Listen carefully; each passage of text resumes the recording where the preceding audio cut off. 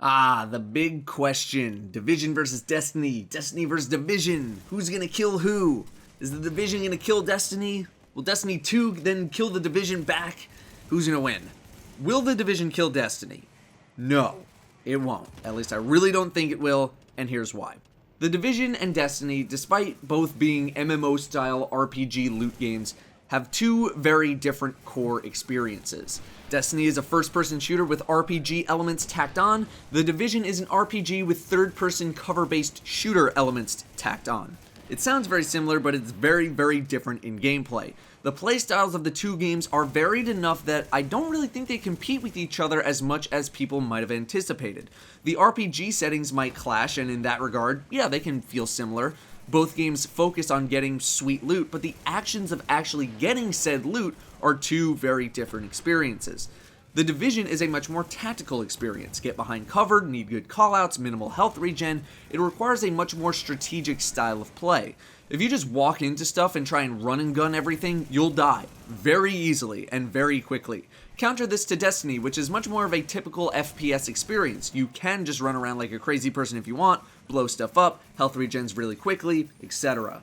So, with all that in mind, I think the games are different enough to coexist. There doesn't need to be a winner, not that there ever needed to be one, and I think both can continue to learn from one another.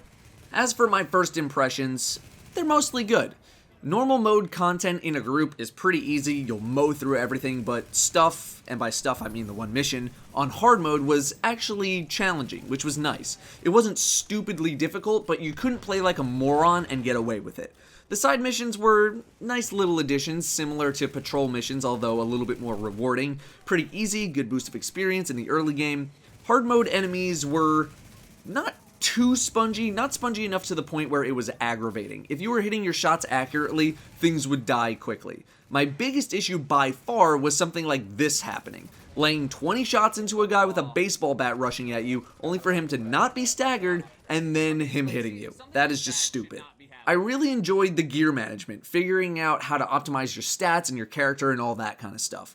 Gear comes with a certain main stat on it, and then other pieces of gear or weapons have bonuses that can only be unlocked if you have a certain amount of a stat. So min-maxing those stats to make sure that you get the stats that you want while grabbing as many bonuses as you can is a fun little mini-game in trying to figure out your ideal gear combos. Attachments on guns were cool as well, a lot of little bonuses to add to your weapon of choice. Visually, everything looked great. I didn't notice any sort of difference on PlayStation 4 versus Xbox One. Obviously, PC is a very different beast. The UI looks great. I think they did a great job there. The weather effects were fantastic. There was a nice rotation of bright, dark, foggy, snowy, and it all gave a different kind of environment to fight in. Very, very well done. The Dark Zone is where I have some comments. So, I get that the Dark Zone in the beta was small and that it was being abused very easily. For those who don't know, if you went rogue in the Dark Zone and then went to the boundary of the beta, it would teleport you back to the safe zone and you would be safe to let your rogue counter time out. Very annoying, made fights after the first day not tense at all. I hope that in the main game, the boundaries of the map are kill volumes and that they don't teleport you, otherwise people are going to abuse that basically nonstop. The next issue was that the Dark Zone felt very empty at times. Looking for NPCs to kill or even other players to kill sometimes involved many minutes of roaming around doing nothing or waiting for NPCs to respawn. I get that you don't want to populate the area too much with NPCs because you don't want to just give loot away, but only the named elites tended to drop items, and there weren't a ton of those. However, apparently there was talk of the beta having reduced enemy spawns, but I never actually got a source for that other than some Reddit posts saying that they heard it on a stream. I feel like that's the opposite of what you should do. Maybe they're still toying with the spawn rates, I don't know. Also, the chests, I heard that there was a bug that if you were above rank 10 in Dark Zone, that you wouldn't be able to open them. I don't know what was going on with those, why they couldn't be opened, but I'll just chalk that up to beta's gonna beta.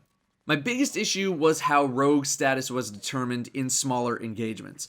For example, in this clip, a player starts shooting me very deliberately. There was very clear intent of wanting to shoot me. In response, I shot back to defend myself, and I was the one who went rogue. I went rogue because I passed the damage threshold for going rogue, while the person shooting me did not pass that threshold. There's also the issue of people just running in front of you when you're shooting, intentional or not, causing you to go rogue. The fix for that is that if you don't continue to shoot, your timer will be only 20 seconds, and generally people were good about realizing when things were intentional versus unintentional. But that doesn't change the fact that it can be super annoying to have that happen to you, because being a rogue, regardless the amount of time, will often have people retaliate against you and hunt you down. In bigger fights, it basically turns it into a free-for-all. I know that's the risk of being in the dark zone, but it's just a gripe that I had with it. Going rogue overall doesn't really feel too worth it in general. The rewards for surviving a manhunt are not really worth it either, especially with what you have to go through to actually get those rewards. People spawn camping is also a little bit of a problem, but I guess the ability to spawn at different checkpoints kinda resolves that. A lot of people ask me about a passive mode for the Dark Zone. Should they put in a passive mode if you just want to kill PvE stuff? I think the answer should be no way. The Dark Zone is supposed to be this risky area to head into, an area completely free of rules and regulations, full of the best stuff in the game. I think putting in a passive mode would just completely kill the spirit of the area. Plus, if there was a way to turn off passive mode instantly, then that would be abused nonstop. The biggest worry to me, much like my worry was for Destiny, is endgame content. Everyone I've talked to has had this worry. People inside the Destiny community, people in the Division community, wherever. Really need to see what kind of endgame we are looking at here to gauge what the longevity of this game is going to be.